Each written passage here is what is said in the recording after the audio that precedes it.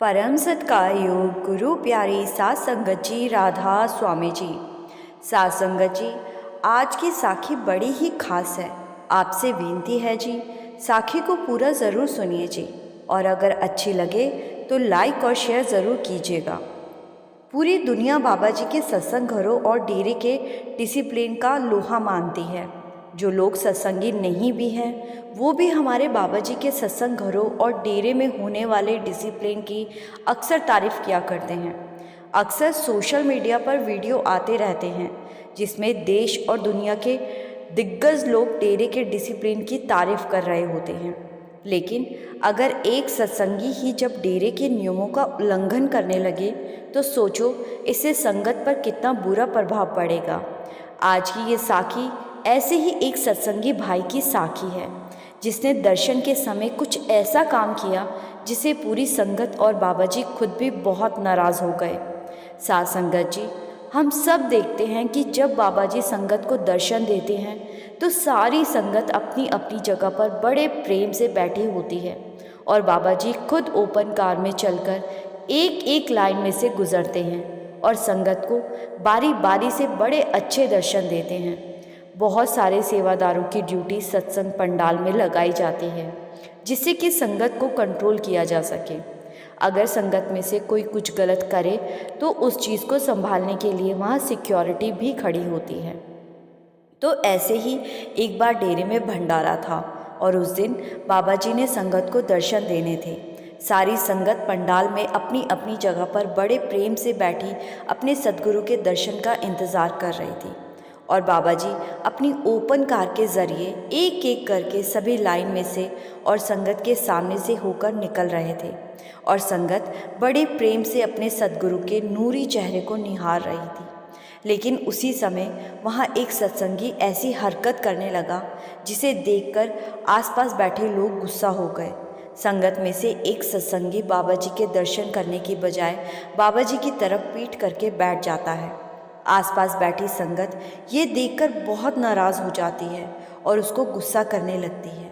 इतने में वहीं पास में खड़े एक सेवादार की नज़र उस सत्संगी पर पड़ती है तो वो दौड़कर उसके पास जाते हैं और कहते हैं कि भाई तू पागल हो गया है, दर्शन करने का ऐसा मौका बार बार नहीं मिलता और तू पीठ करके बैठा है।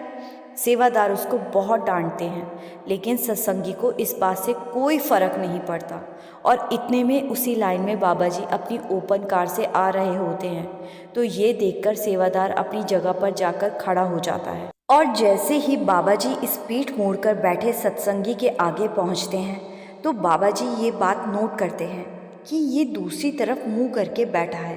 तो बाबा जी अपनी सिक्योरिटी को कहकर वहीं गाड़ी को रुकवा देते हैं और सेवादार को कहते हैं कि इस भाई को बुला कर लाओ।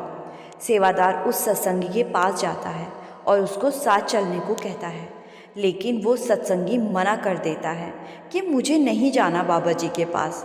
तो सेवादार दोबारा कहता है कि भाई खुद बाबा जी तुझे बुला रहे हैं, लेकिन ये भाई फिर से मना कर देता है। फिर सिक्योरिटी में से एक भाई इस आदमी के पास आता है और कहता है कि चलो साथ, बाबा जी ने बात करनी है। इसके बाद वो सत्संगी वहाँ से उठकर बाबा जी के पास चला जाता है। तो बाबा जी उससे पूछते हैं कि क्या हुआ भाई, मुंह मोड़ के क्यों बैठा है। तो वो सत्संगी कहता है कि बाबा जी मैंने आपके दर्शन नहीं करने। ये सुनकर बाबा जी मुस्कुरा पड़ते हैं और पूछते हैं क्यों भाई, ऐसा क्या हुआ। तो वो सत्संगी कहने लगता है कि बाबा जी मैं आपसे बहुत नाराज़ हूँ। ये सुनकर बाबा जी पूछते हैं नाराज़ क्यों है भाई। तो वो सत्संगी बाबा जी से कहने लगता है कि बाबा जी मैं आपके हुक्म के अनुसार पूरा समय भजन सिमरन को देता हूँ और मैं जब भी ध्यान पर बैठता हूँ तो आपके दर्शन मुझे मेरे अंदर होते हैं, लेकिन आप 2 मिनट से ज़्यादा वहाँ नहीं रुकते और उसके बाद मुझे आपके दर्शन ही नहीं होते। तो बाबा जी कहने लगे कि भाई इसमें मेरा क्या दोष है। तो वो सत्संगी कहता है कि बाबा जी पहले तो आप दर्शन देने आते हो, फिर 2 ही मिनट में चले जाते हो, ऐसा क्यों करते हो आप? तो बाबा जी कहते हैं कि भाई तेरा मन भटक जाता है, इसीलिए मैं चला जाता हूँ। तेरा मन दुनियावी मोह माया में फंसा हुआ है, इसीलिए तेरा ध्यान टूट जाता है। तो सत्संगी बाबा जी से कहता है कि बाबा जी मन तो भटकता ही है, इसमें मेरी क्या गलती है? तो बाबा जी कहते हैं ऐसा नहीं होता। अगर तुम भजन सिमरन पर पूरा ध्यान दोगे तो मालिक अपने आप कृपा करेगा और मन नहीं भटकेगा। मोह माया के ख्याल मन से निकालोगे तो मन एक तरफ लगेगा और इधर उधर नहीं जाएगा। और जब तुम भजन सिमरन पर ध्यान देना शुरू कर दोगे तो मन अपनी असल अवस्था में पहुंच जाएगा। आगे बाबा जी ने उस भाई से कहा कि भाई तू सारी संगत के बीच में उल्टी तरफ मुंह कर कर बैठेगा तो सारी संगत पर क्या असर पड़ेगा? अगर सत्संगी होकर ऐसा करते हो तो ये तो बहुत गलत बात है। ऐसे करने से बाकी संगत की आस्था पर कितनी ठेस पहुंचती है। ये सारी संगत की आस्था मेरे साथ जुड़ी हुई है और इन सबको मेरे दर्शन करके शांति मिलती है और उस मालिक के साथ जुड़ने की प्रेरणा मिलती है, और तू ऐसा करके संगत के दर्शनों में रुकावट बन रहा है। ये बिल्कुल गलत बात है। तो बाबा जी की सारी बातें सुनकर वो सत्संगी भाई बाबा जी के पैरों में गिरकर अपने किए की माफ़ी मांगने लगता है। वो बहुत शर्मिंदा हो जाता है। तो जब बाबा जी संगत को दर्शन देकर चले जाते हैं तो उसके बाद बाबा जी के कुछ बहुत करीब रहने वाले सेवादार बाबा जी से पूछते हैं कि बाबा जी आज तक दर्शन देते समय आप कभी नहीं रुकते, लेकिन उस सत्संगी के मुंह फेर कर बैठने पर आप उसके लिए वहाँ क्यों रुक गए? तो बाबा जी मुस्कुराकर कहने लगे कि मेरी संगत मुझे बहुत प्रेम करती है और मैं भी अपनी संगत से उतना ही प्रेम करता हूँ। आज उस सत्संगी ने ऐसा करके बाकी संगत को नाराज़ किया है और उस समय संगत गुस्से में आकर उसके साथ कुछ भी कर सकती थी। इसीलिए मैं ये नहीं चाहता था कि मेरी संगत के बीच में ऐसा कुछ हो, इसीलिए मैं वहाँ रुक गया, उसको समझा भी दिया और संगत को दर्शन भी दे दिए।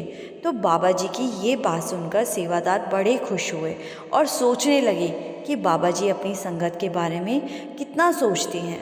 साथ संगत जी, हमें कभी कभी बाबा जी की दयालुता का फ़ायदा नहीं उठाना चाहिए। हम कुछ गलत कर भी दे तो भी बाबा जी हमें माफ़ कर देते हैं, लेकिन इसका मतलब ये नहीं कि हम इस बात का फ़ायदा उठाने लगें और सत्संग घर के नियमों का उल्लंघन करने लगे।